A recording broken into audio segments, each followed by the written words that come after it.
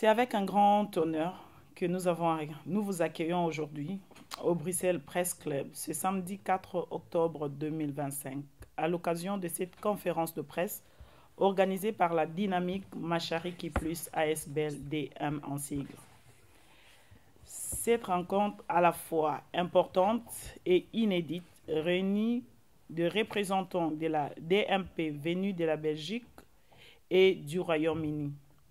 Elle s'inscrit dans un contexte politique congolais particulièrement chargé et nous permettra d'aborder avec rigueur et lucidité des sujets majeurs qui marquent l'actualité de la République démocratique du Congo.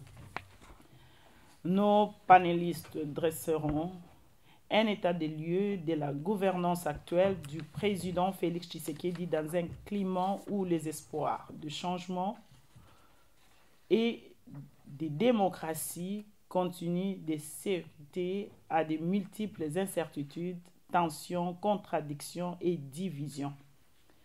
Nous évoquerons ensuite les répercussions profondes de la condamnation à mort de l'ancien président de la République, Joseph Kabila Kabange, une décision judiciaire aux conséquences politiques et sociales majeures. Ce moment d'échange se veut à la fois informatif et participatif. Nous vous invitons à poser vos questions, à partager vos réflexions et surtout à répartir avec un regard plus éclairé sur les dynamiques politiques, sociales qui traversent aujourd'hui la République démocratique du Congo. Nous avons le plaisir de compter parmi nous 3 intervenants. Monsieur Abraham Tchabo, représentant de la DMP Belgique et coordonnateur de la Dynamique Machariki Plus. Monsieur Emmanuel Lwangui, membre de la DMP Belgique. Madame Pamela Chassinga, la gracieuse représentante de la DMP Royaume-Uni. Nous invitons notre premier panéliste, M. Abraham Tchabo, à prendre la parole. Le thème, la gouvernance Tshisekedi, entre espoir démocratique et réalité du pouvoir. Dans son intervention, M. Tchabo nous proposera une analyse territorialisée de défis de gouvernance dans l'est de la RD Congo, en abordant notamment les situations spécifiques suivantes. Grande province orientale, quand la réparation devient spoliation. 2. Nord Kivu, l'échec sanglant de l'état de siège. 3. Sud Kivu, une jeunesse sacrifiée, une économie étranglée. 4. Grand Katanga, le scandale de milliards. La parole à vous, M. Tchabo. Merci beaucoup. Et là, nous allons parler quand nous parlons de l'est de la RDC, nous parlons de la grande province orientale, nous parlons de Kivu plus les Maniema et nous parlons du Grand Katanga. C'est ça, c'est ça Machariki a fait. Pour ceux qui ne connaissent pas Machariki, ça veut dire Est. C'est un terme swahili qui veut dire l'Est, Machariki. Et donc là, nous parlons de l'Est. Et ce que nous allons dire ici, c'est ce que nous faisons en fait, c'est un point de presse de routine. C'est-à-dire que tous les 3 mois, nous observons des choses qui se passent dans cette province et dans cette partie de la RDC. Et donc, nous faisons un monitoring en quelque sorte. Nous disons, voilà, nous avons constaté ça, nous avons constaté ça, nous avons constaté ça. Et nous souhaitons que, si ça va dans le bon sens, tant mieux. Si ça va dans le mauvais sens, nous souhaitons que ça change. Donc, c'est ce que nous faisons ici.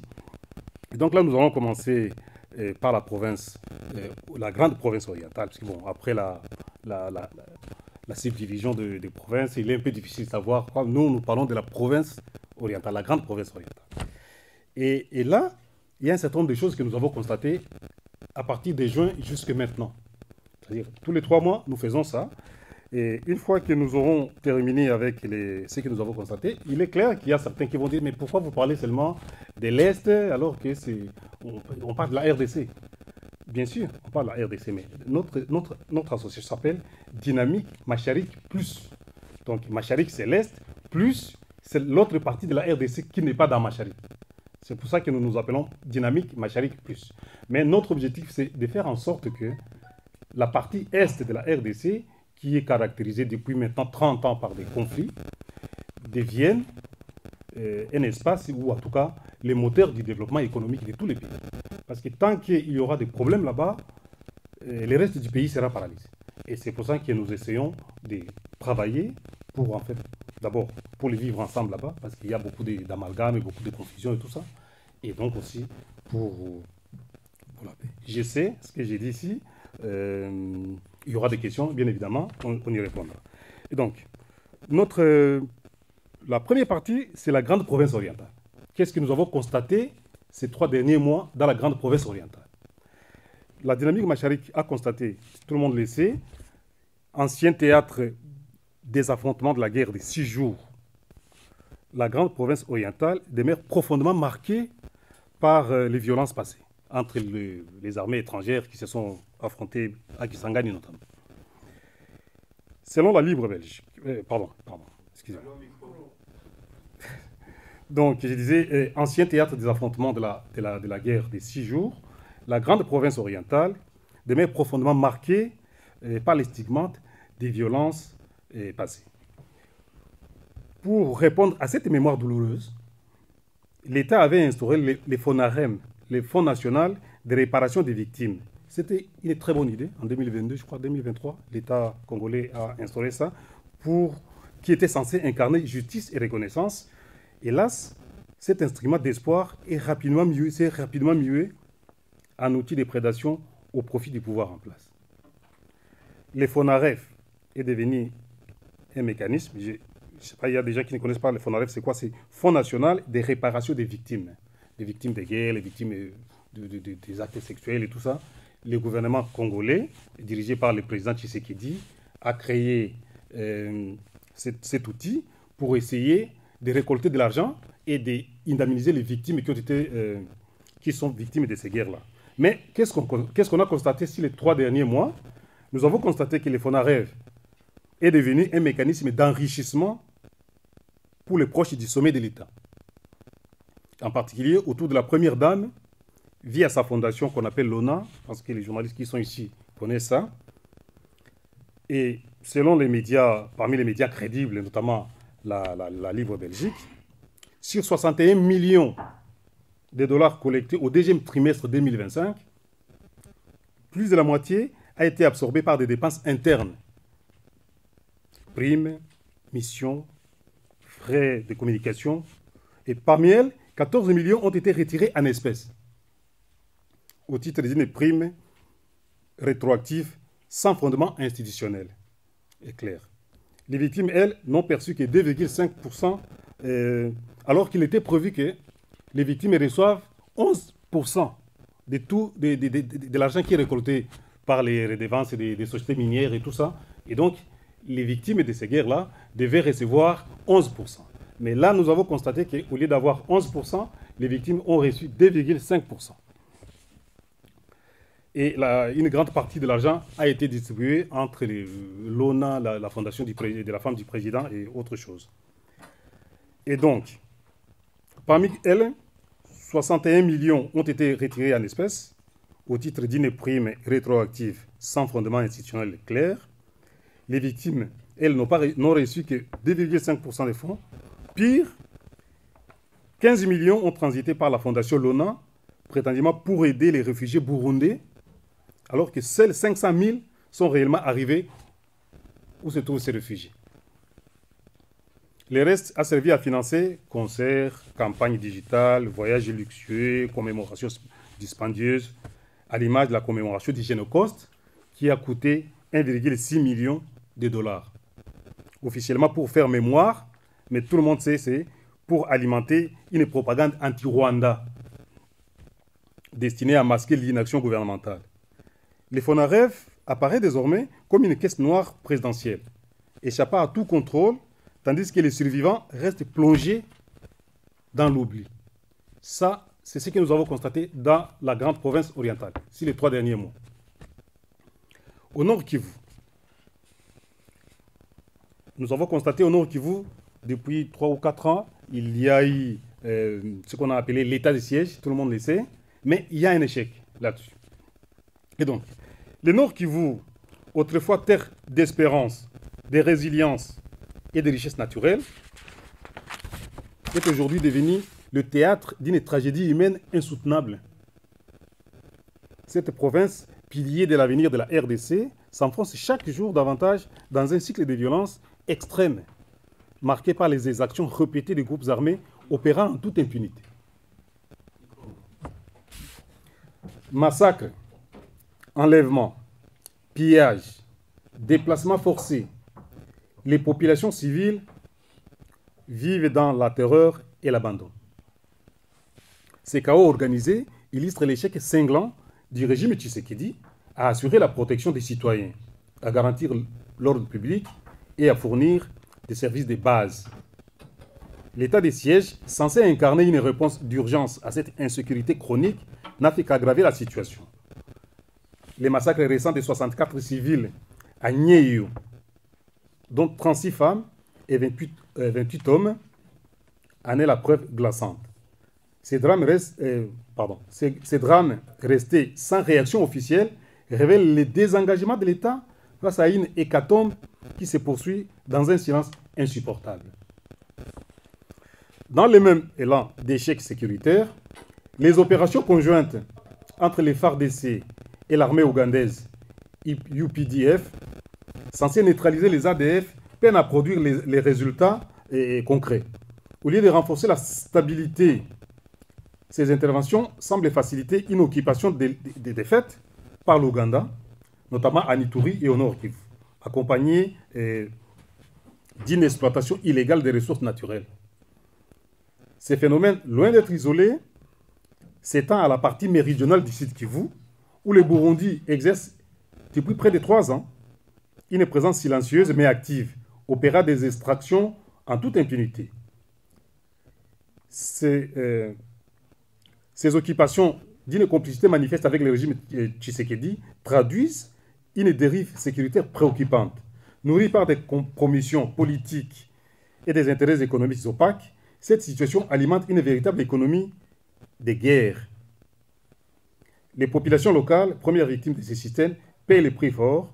La souveraineté nationale s'érode jour après jour, dans un silence politique inquiétant qui interpelle les responsabilités du pouvoir en place. Alors que les institutions démissionnent et que l'armée demeure inopérante, le mot paix devient vide de sens. Le peuple congolais est pris au piège d'une double violence, celle des armes et celle du silence complice du gouvernement. Face à cette tragédie, nous lançons un appel à la mobilisation nationale et internationale. Il est temps d'agir avec courage pour rétablir la sécurité, défendre la justice, affirmer notre souveraineté et redonner espoir au Nord Kivu et à toute la RDC.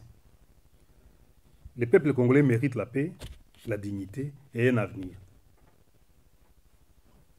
Dans les sites Kivu, qu'est-ce que nous avons constaté?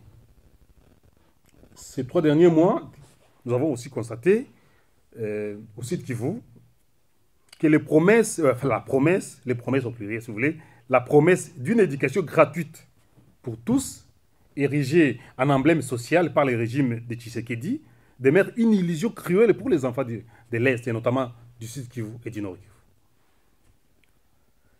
Cette mesure se heurte à une réalité dramatique.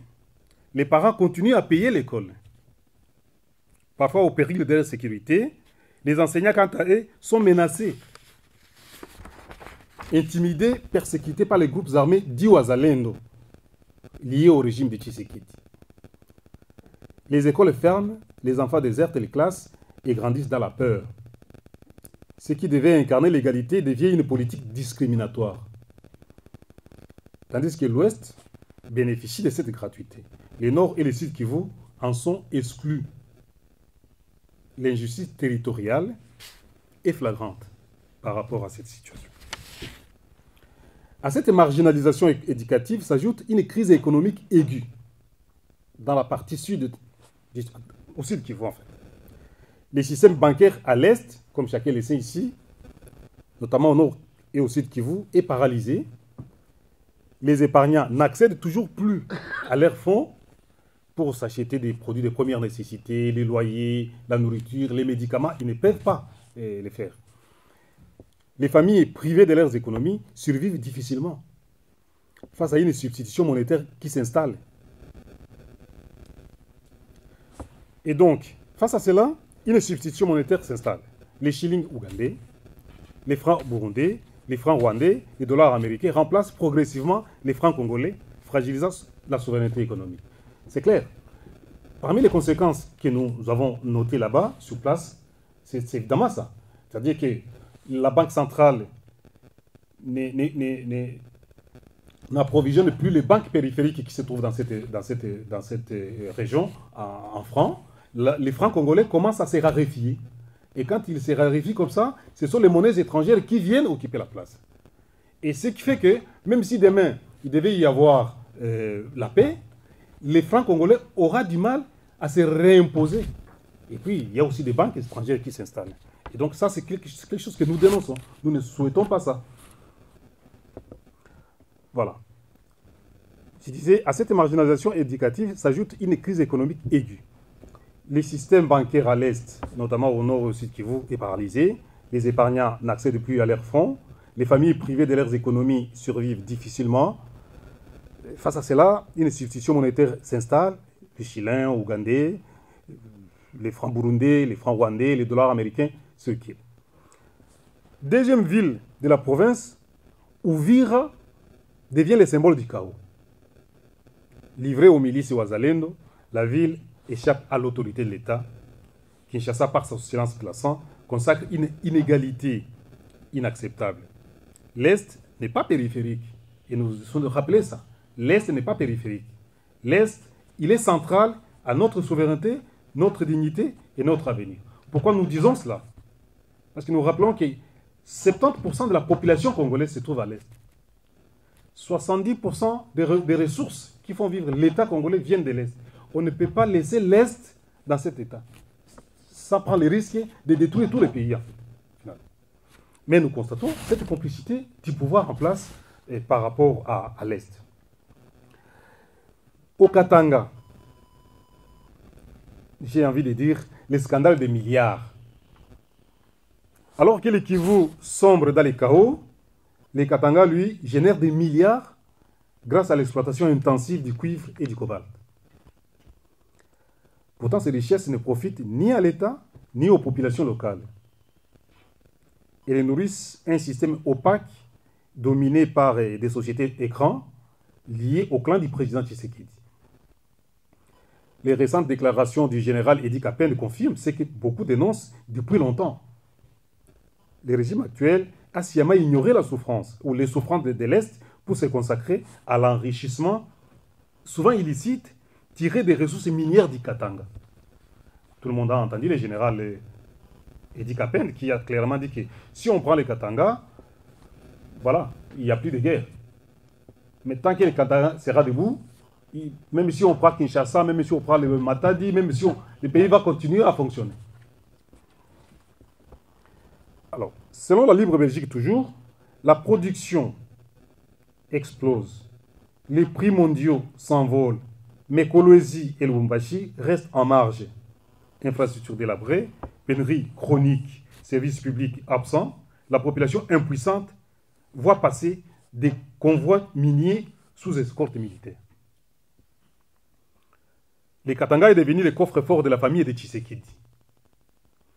Sous couvert des mandats présidentiels, le Centre de recherche en finances publiques et développement local, qu'on appelle les CREFDEL, révèle qu'entre 2020 et 2022, 71 milliards de dollars ont été générés. Mais seuls 12,5 milliards sont allés à l'État. Où sont passés les 58 milliards autres? Ce pillage est organisé.